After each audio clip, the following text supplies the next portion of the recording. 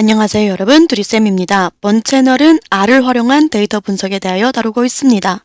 이번 영상에서는 데이터 분석의 첫걸음이 되는 데이터의 전처리에 대해 살펴보도록 하겠습니다. 데이터의 전처리란 분석에 적합한 형태로 만드는 과정을 총칭하여 전처리라고 합니다. 그렇다면 데이터의 전처리를 하려면 먼저 데이터가 어떤 변수가 있고 몇 개의 관측치가 있는지, 즉 얼마나 수집되었는지 등을 살펴보아야겠죠. 우리는 먼저 데이터에 대해 파악을 해줘야 됩니다. 먼저 데이터 파악하기. 그래야 우리가 어떤 전처리가 필요한지를 알겠죠. 자, 그럼 아래서 한번 실습해 보도록 하겠습니다. 오늘 우리가 사용할 데이터는 ggplot2라는 패키지에 내장되어 있는 mpg 데이터를 사용할 텐데요. 이 mpg 데이터를 활용하여 데이터도 파악하고요. 변수명도 한번 수정해보고 그리고 또 파생 변수도 한번 만들어 보도록 하겠습니다. 아래서 mpg 데이터를 보시려면 우선 ggplot2라는 패키지가 설치되어 있어야 되는데요. 없으신 분들은 install.package 그리고 ggplot2라고 하여 설치를 해 주셔야 됩니다. 설치가 끝나면 라이브러리로 나는 ggplot2라는 이 패키지를 사용할 것이다 라고 선언을 해 주시면 되겠고요. 이렇게 하면 일단 나는 ggplot2라는 패키지를 쓸 거예요 라고 R에게 명령을 내리는 것입니다. 여기까지 끝났으면 이제 우리는 ggplot2에 내장되어 있는 mpg 데이터를 한번 불러와 볼 건데요. 이 mpg 데이터를 df라는 새로운 변수에 한번 저장을 해 볼 거예요. as.data.frame의 형태로 불러올 거예요. ggplot2에 있는 콜론입니다. 콜론 두 개를 넣어주시고요. mpg 데이터이다 라고 해주시면 됩니다. 이렇게 한번 df를 출력을 해보시면 굉장히 많은 데이터가 출력이 되지요. 이렇게 한꺼번에 우리가 아무것도 지정을 안 하고 그냥 df라고 컨트롤 엔터 즉 출력을 해주시면 이렇게 알아서 꽤나 많은 데이터를 보여줍니다. 이렇게 보시면 굉장히 불편하죠. 그렇기 때문에 우리는 나름 데이터의 앞부분에 대해 한번 살펴보겠다라고 하면 head라는 함수를 사용을 해서 df라고 해주면 여기 나와 있는 것처럼 6캔까지 기본 만약 우리가 정리를 안 내렸다면 6캔까지 출력을 해줍니다. 만약 여기에 나는 6캔이 아니라 이렇게 많이 필요 없어요. 한 3개 정도가 필요합니다 라고 하면 3이라고 지정을 해주면 여기 나와 있는 것처럼 3행까지 출력을 해줍니다. 이렇게 해서 데이터의 앞부분에 대해서 살펴보는 것이다 라고 보시면 되겠습니다. 왜 이렇게 해야 되죠? 라고 질문을 하실 수 있는데요. 그냥 df라고 아까 우리가 출력을 해보면 굉장히 많은 데이터들이 출력이 됩니다. 그렇기 때문에 우리의 데이터에 어떤 변수들이 있는지는 안 나타나겠죠. 그러려면 한참 스크롤을 계속 올려서 확인을 해야 되는 불편한 점이 있습니다. 그렇기 때문에 이럴 때 head 함수를 사용을 하여 우리의 앞부분, 즉 데이터의 첫 부분이 즉 변수가 어떤 변수가 있는지 정도까지만 본다면 이렇게 head 함수를 사용하면 좀 더 편하게 보실 수가 있습니다. 이렇게 앞부분을 보셨다고 한다면 뒷부분도 궁금하죠. 즉 뒷부분을 보는 건 나의 관측치가 몇 개 쌓였지? 몇 명이 응답에 응했지? 뭐 이런 걸 궁금해 하실 수 있는데요. 그때 사용하는 함수가 tail이라는 함수입니다. tail df라고 해주면 여기 보시면 총 234개의 차량에 대해서 지금 조사를 진행을 했고요. 그로부터 시작해서 6행까지 만약 지정을 안 한다면 6개 행을 출력을 해주는 것이고요. 똑같이 3행까지만 나는 궁금하다 라고 하면 여기에서 234 그리고 233, 232 이렇게 총 3개의 행에 대해서 출력을 해줍니다. 그래서 앞부분을 확인하는 것과 뒷부분을 확인하는 함수가 있겠고요. 또는 뷰어 함수를 사용을 할 수가 있는데요.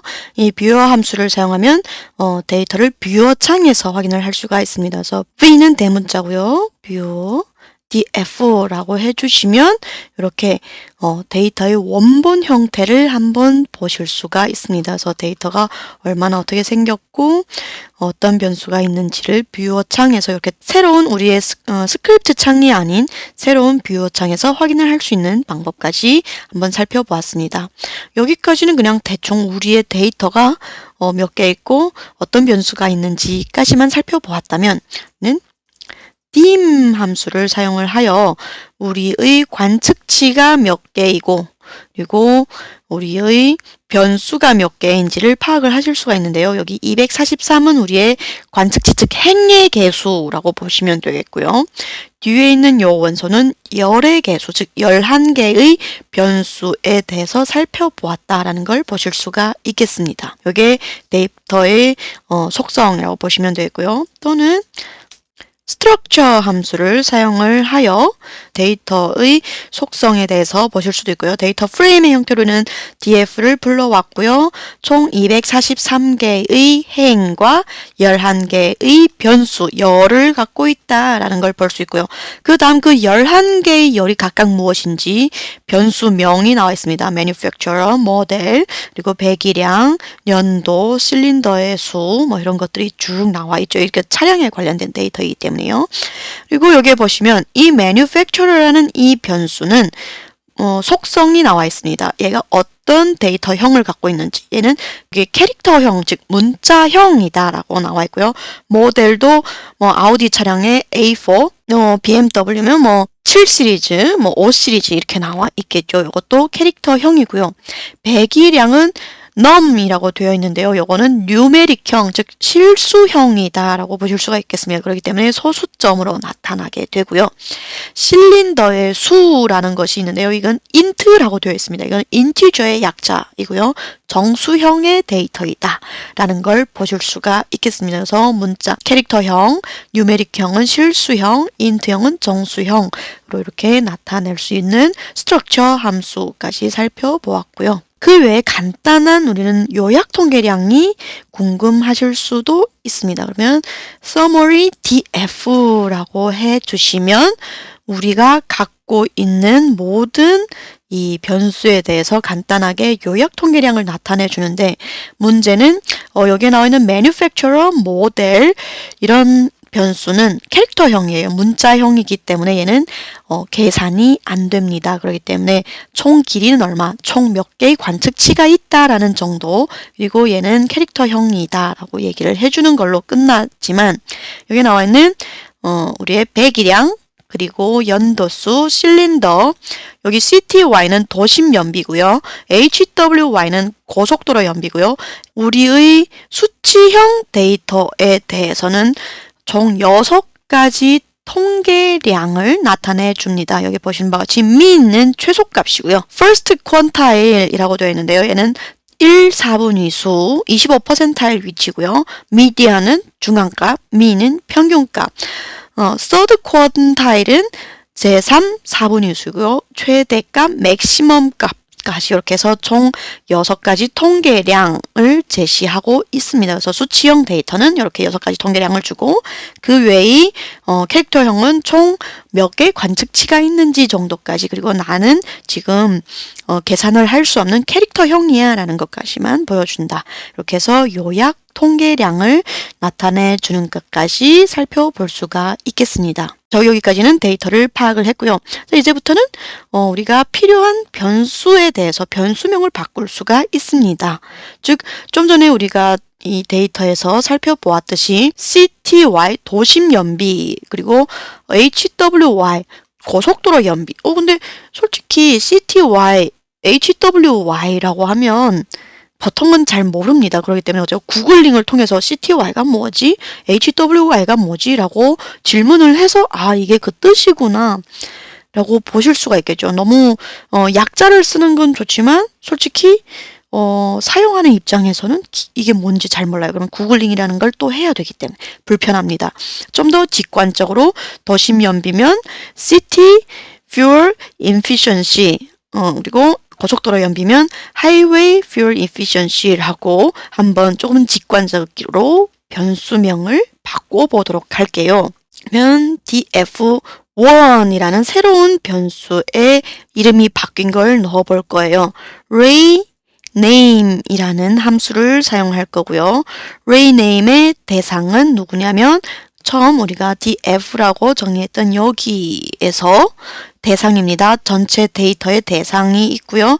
여기에서 CT fuel efficiency 라는 걸로 무엇을 대체할 거냐면 CTY 도심 연비를 대체하고요.